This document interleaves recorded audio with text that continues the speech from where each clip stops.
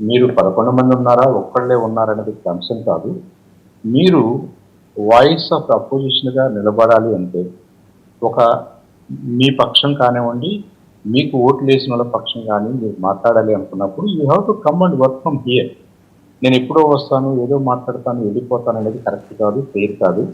మీరు మన రాష్ట్రంలో ఉండాలి, ఇక్కడే ఉండాలి, ఇక్కడే యాక్టివ్‌గా పార్టిసిపేట్ చేయాలి. అప్పుడే మేము చేసేదానికి కూడా ఒక విలువ ఉంటది, ఒక ఛాలెంజ్ ఉంటది అన్న ఒక పాజిటివ్ డెమోక్రటిక్ యాంగిల్‌లో మాట్లాడారని నేను అనుకుంటున్నాను. హ్మ్. సో దానికి జగన్మోహన్ రెడ్డి గారు పాజిటివ్‌గా రెస్పాండ్ అయ్యి ఇక్కడ ఎక్కువగా పార్టిసిపేట్ చేస్తే మనందరికీ మంచిది. పార్టిసిపేట్ చేయాలాయన. ఆయన అభిప్రాయాలు కూడా ప్రజలు ఎప్పటికప్పుడు తెలుసుకోవాలి. ప్రభుత్వం అభిప్రాయం తెలుస్తుంది. మరి దీని మీద ఈ విషయాల మీద ఆయన అభిప్రాయం ఏంటో కూడా మనకు తెలియాలి కదా! ఉదాహరణకి అమరావతి రీలాంచ్ ప్రోగ్రామ్స్‌లో పునఃప్రారంభం ప్రోగ్రామ్స్‌లో ఆయన్ని ఇన్వైట్ చేశారని ప్రభుత్వం అంటుంది. ఎలా ఇన్వైట్ చేశారు? ఎవరొచ్చి ఇన్వైట్ చేశారని వాళ్ళేదో క్వెషన్ రైజ్ చేశారు. కాదండి, కనీసం ఒక మంత్రి స్థాయి వ్యక్తి, ఒక సీఎం స్థాయి వ్యక్తిని, మాజీ అయినప్పటికీ కూడా ఒక మంత్రి స్థాయి వ్యక్తి వెళ్ళి నిజంగా పిలాలి ఆయన రావాలి అనుకుంటే గౌరవపూర్వకంగా చెప్పాల్సిన అవసరం ఉంది. అంతేగాని ఏదో ఒక అధికారితోటో లేకపోతే చిన్న చిన్న వ్యక్తులతోటో సీఎంకి వెళ్ళి ఆయన లేరు అనగానే అక్కడ ఆ ఇన్విటేషన్ కార్డు ఇచ్చి వచ్చేస్తే వస్తారా? నో, నేను ఆ డైనమిక్స్ నేను మాట్లాడలేదు రైట్ ఆర్ రాంగ్ అని. ప్రోటోకాల్ డిపార్ట్మెంట్‌కి ఒక పద్ధతి ఉంటది. ఆయన మనకు అందుబాటులో ఉన్నట్టయితే 10 మంది వెళ్ళేవాళ్ళు డెఫినెట్‌గా. మన పక్కనే ఉన్నారనుకోండి, ఒక టీమ్ ఆఫ్ మెంబర్స్ వెళ్తాం. కొద్దిగా దూరంగా ఉంటే ఒకళ్ళో ఇద్దరు వెళ్తారు. అసలు వేరే రాష్ట్రంలో ఉంటే అక్కడ ఉన్నారో లేదో తెలియకపోతే ఎవరెళ్ళాలి? ఎందుకెళ్ళాలి? ఇవన్నీ కూడా సమస్యలవుతాయి. మీరు మమ్మల్ని విమర్శించడం కాదు. మీరు చక్కగా తాడేపల్లిలో ఉన్నారనుకోండి, ఇలాంటివి ఫ్యూచర్‌లో కూడా ఏం జరగవు. ఒక ఇన్విటేషన్ అనే కదా నేను అంటుంది. ఏదో ఒక రకంగా ఇన్విటేషన్ వచ్చింది. సరే సరిగ్గా పిలిచారా, సరిగ్గా పిలవలేదా, ఆయనకేదో కొంత గ్రౌజ్ ఉండొచ్చు, కొంత అసంతృప్తి ఉండొచ్చు. కానీ ఆయనకి రావాల్సిన బాధ్యత ఉందా లేదా? ఆయన వచ్చుంటే చాలా బాగుండేది కదా! ఇవాళ మన రాజధాని, ఆయన 3 రాజధానుల స్కీమ్‌లో కూడా అమరావతి ఉంది కదా! అమరావతి డెవలప్ కావడం ఆయన ఎజెండా కూడా అయినప్పుడు, అందరం కలిసి దాన్ని మేము డెవలప్ చేయబోతున్నాము అన్నది ఎలా ఉండేది? మేము రాము, మమ్మల్ని సరిగ్గా పిలవలేదు కాబట్టి మాకు ఇష్టం లేదు అన్నప్పుడు he is costing unnecessary doubts కదా! అది మంచిది కాదు కదా! మీరు ఎఫెక్టివ్‌గా పార్టిసిపేట్ చేయాలంటే పాజిటివ్‌గా పార్టిసిపేట్ చేయాలని మనం ఆశిస్తామే కానీ, మీరు నెగెటివ్‌గా ఎక్కడో ఉండి ఏదో చేసినందువల్ల కన్‌ఫ్యూజన్ క్రియేట్ అవుతుందే కానీ, అంత పాజిటివ్‌గా మీ కాంట్రిబ్యూషన్ లేదు అనేది మరి మనోహర్ గారు ఫ్రస్ట్రేషన్‌తోనే మాట్లాడి ఉంటారు. మీరు ఇక్కడుండి మాట్లాడితే పద్ధతి కానీ, ఇక్కడుండి మాట్లాడి, ఇక్కడుండి పార్టిసిపేట్ చేసి, ఇక్కడుండి మీ సలహాలు, సంప్రదింపులు ఇస్తూ, మీకేదైనా నచ్చంది ఓపెన్‌గా మాట్లాడుతూ, మీకు నచ్చిన దాన్ని సపోర్ట్ చేస్తూ, మీరు మీ మనసులో ఏముందో తెలియాలి కదండీ! ఇవాళ మనం ఊహించుకుంటున్నాం.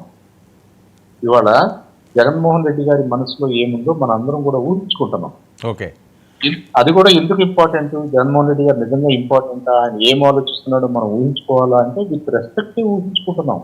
ఆయన మాజీ సీఎం కాబట్టి మరి మన జగన్మోహన్ రెడ్డి గారి పార్టీకి కన్సిడరబుల్ ఓటింగ్ కూడా వచ్చింది కాబట్టి ఆయన అభిప్రాయాలు అంటే వాళ్ళ వెర్షన్ ఏంటంటే ప్రస్తుతానికి కూటమి ఎలా పాలన చేస్తున్నదని కాస్త సమయం ఇచ్చాము. జగన్మోహన్ రెడ్డి గారు వర్క్ ఫ్రమ్ ప్యాలెస్ అని చెప్పి మీరు ఆ వెటకారంగా వాళ్ళని మాట్లాడినా, ఆ రకంగా సంబోధించినా ఆయన రోడ్డు ఎక్కితే మీరు తట్టుకోలేరట. So that's fine. ఆయన ఎందుకు రోడ్డు ఎక్కుతాడో కూడా మనకు తెలియాలి కదా! ఆయన ఎందుకు రోడ్డు ఎక్కుతాడో మనకు తెలియాలి. ఆయన రోడ్డు ఎక్కినప్పుడు మనం ఎందుకు తట్టుకోలేము ఆయనకి తెలియాలి, మనకి తెలియాలి, ప్రజలకు తెలియాలి. ఇవన్నీ తెలియాలంటే మీరు తెరచాట నుండి స్టేట్మెంట్స్ ఇస్తే కాదు, మీరు యాక్షన్‌లోకి రండని ఇన్వైట్ చేస్తున్నారు.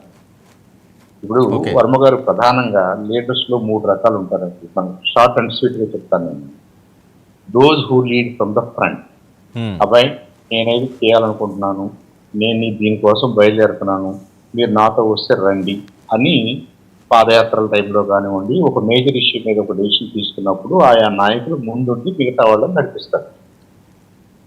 అదే అధికార పక్షంలోకి వచ్చిన తర్వాత, పాలన మన చేతుల్లోకి వచ్చిన తర్వాత జనరల్‌గా ముందుండి మనం ఎక్కడికి వెళ్ళేది కాదు, నలుగురిని కలుపుకుని పనిచేయాల్సిన బాధ్యత ఉంటుంది కాబట్టి రెండో రకమైన లీడర్‌షిప్‌లోకి వస్తారు.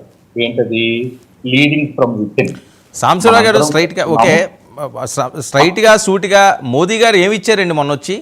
అప్పుడైతే ఏదో నీళ్లు మట్టి ఇచ్చారు, ఇప్పుడు అది కూడా ఇవ్వలేదు, మాటలే ఇచ్చి వెళ్ళిపోయారు అంటున్నారు. నో. అది రాంగ్ ఇంటర్ప్రిటేషన్ సార్. అది 18లో మాట్లాడిన తప్పే, ఇప్పుడు మాట్లాడిన తప్పే, ఎవరు మాట్లాడిన తప్పే. ఉమ్, మనం ప్రధానమంత్రి గారు మన ఊరు రావడం అనేది, మన ఫంక్షన్కి రావడం అనేది, మన రీలాంచ్ ప్రోగ్రామ్కి రావడం అనేది is a symbol of solidarity.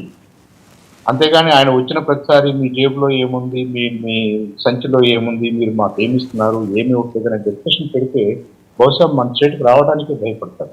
Okay, అది ఫెడరల్ స్ఫూర్తి కూడా కాదు. రైట్. ఫెడరల్ స్ఫూర్తిలో స్టేట్ బాధ్యత స్టేట్కి ఉంది, సెంట్రల్ బాధ్యత సెంటర్కి ఉంది. కొన్ని నెగోషియబుల్ ఐటమ్స్ ఉన్నమాట వాస్తవం. అది ఆ అప్రోప్రియేట్ ఫోరమ్స్ లో మాట్లాడుకుంటారే కానీ కనపడిన ప్రతిసారి కూడా మీకు మేము అది ఇస్తున్నాం, ఇది ఇస్తున్నాం ఎందుకు అనాలి? ఆయన మనం ఎందుకు అడగాలి, ఆయన ఎందుకు ఇవ్వాలి? ఓకే, ఆయన మనం యాజ్ ఎ టీమ్ మనం అమరావతిని డెవలప్ చేద్దాము, మంచి నగరంగా తీర్చిదిద్దాము, దీన్ని ఒక ఇంజిన్ గా డెవలప్ చేద్దాము, మీకే కాదు భారతదేశానికి కూడా ఒక ఇంజిన్ గా అందరూ ఈ అమరావతి పనిచేయాలని ఆకాంక్షించారు అనుకోండి. అది మనకు కొన్నంత బలం.